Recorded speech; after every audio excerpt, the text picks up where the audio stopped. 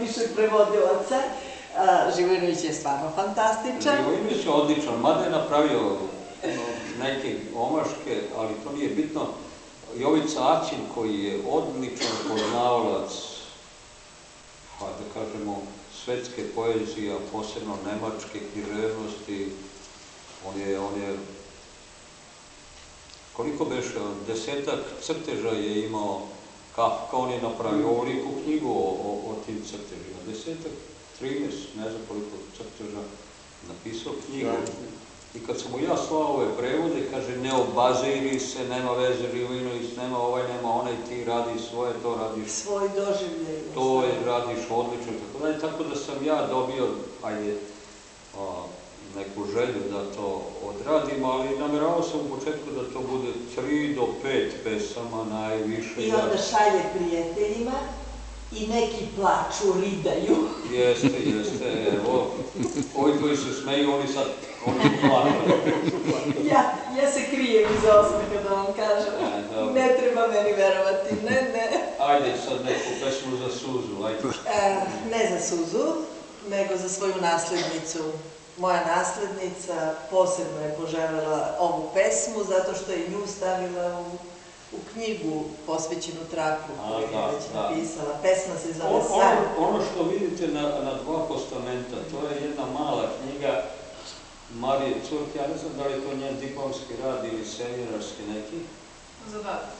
Zadatak jedan bio. Samo rad. Jeste, dobro. I ona je preko majke doživjela Trakla, a koristila je moj prevod i napravila je izuzetno lepu jednu knjigu koju je osavremenila onim što se događa sada pred našim očima, kad je u pitanju rat, kad su u pitanju izbeglice, kad je u pitanju bombardovanje, pa i ono što smo mi doživjeli ovde i tako dalje. To ćete naći u njenim radovima kojih ima tu na tom zidu pozadi i ovde. Izvoli sada. To je samo dokaz da, iako je Trakl kratko živeo, znači i malo godina radio, da će ostati besmrtan. To je moje ubeđenje, jer emocije koje je on iznosio su toliko jake da retko koga ne dodirnu. Postoje oni koji kad osete da će ga te emocije dodirnuti, pobegnu od njih i distanciraju se, jer su ta snaga, ta erupcija se teško može podneti. Oni koji to podnesu, znači da imaju u sebi izuzetno jaku empatiju. A svi mi ovde koji smo, mislim da smo iz iste družine. Ova pesma se zove San. Prokleti vi tamni otrovi beli snu. Ovaj krajnje čudni vrt sumračnih stabala, prepun zmija, noćnih leptira, pauka, slepih miševa. Stranče, tvoja izgubljena senka u večernjoj rumeni, mračni gusar u slanom moru tuge.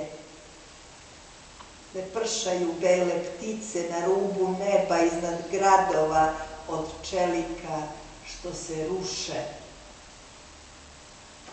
Stravična slika. Te gradovi što se ruše možete vidjeti na slikama Radmile Matejević tamo iznad klavira. Tako da smo svi malo dodirnuli.